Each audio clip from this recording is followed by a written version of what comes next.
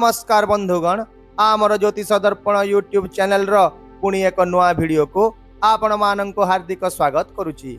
आज ए वीडियो रे आमे आलोचना करिबा कुंभ राशि लोकंकर आजिर दैनिक राशि फल विषय रे।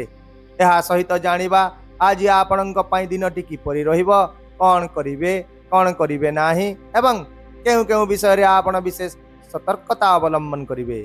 एहा छडा आउ मध्य वीडियो रो शेष रे जानिबा आजिर किछि विशेष उपाय विषय रे, जहाको आपण विश्वास सहकारी जदि पालन करूछंती ताहाले निश्चय शुभ फल पाइबे।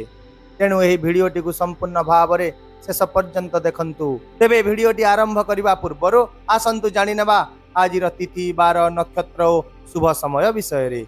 आज हेउची 29 जनवरी 2025 बुधवार, माघ मास कृष्ण पक्ष अमावास्या तिथि, उत्तराषाढ़ नक्षत्र। आजिर शुभ बेला दिवा 10 घंटा 17 मिनिट रु 11 घंटा 46 मिनिट मध्ये। तेबे देरी न करी आसंतु जानिबा आज दिनटी आपणक पाई केमिति रहिबो। आज दिनटी आपणक पाई अनेक संभावना रे परिपूर्ण दिन हेबो। कर्म क्षेत्र रे उन्नति हेबा सह वृत्तिगत दृष्टिकोण रु मध्य आपणक पाई आज एक गुरुत्वपूर्ण दिन हेबो। आपणको किछि नुआ लोकंको भेटिबा एवं आपणकर नेटवर्क को विस्तार करिवार सुजोग मिलिबो, जहा आपणक कैरियर को आग को बढ़ाइबारे विशेष सहायक हेबो। यदि आपण चाकरी करूछंती तेबे आपण निज काम एवं सच्चोटता उपरे आज ध्यान दियंतु, कारण आपणक उच्च अधिकारी माने आपणक उपरे आज नजर रखिबे। तेणु आज आपण केवल निज काम उपरे ध्यान दियंतु एवं आपणक प्राथमिकता को स्पष्ट रखंतु।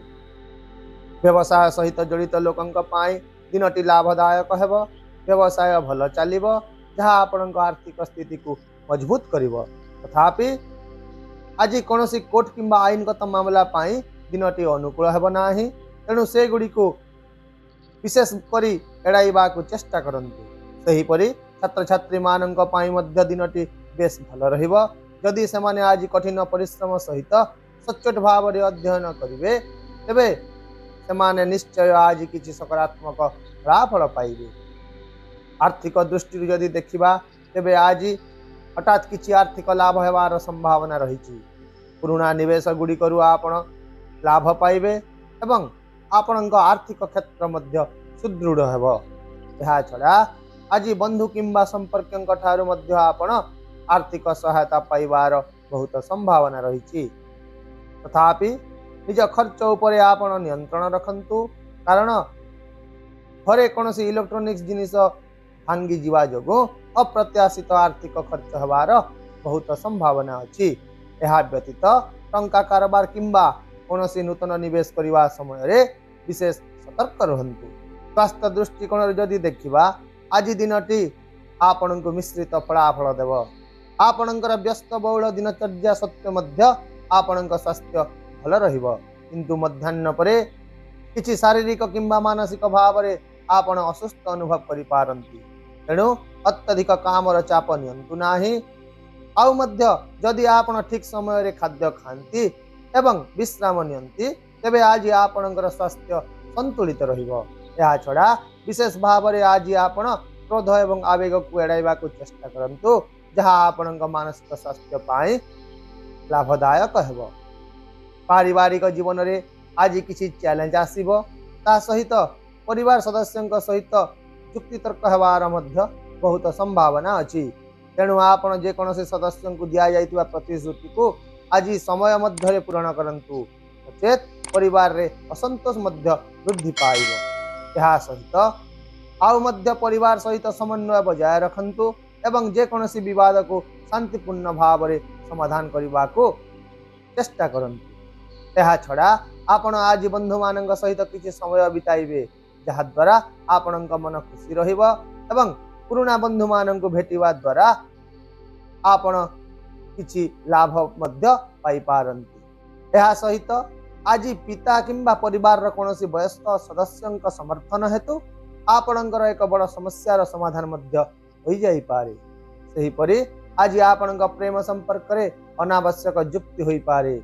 यदि आपण संयम एवं ଧୈର୍ଯ୍ୟର ସହିତ ପରିସ୍ଥିତିକୁ ମୁକାବିଲା କରିବେ ତେବେ ଆପଣ ସମ୍ପର୍କକୁ ନଷ୍ଟ ହେବାରୁ ରକ୍ଷା କରିପାରିବେ।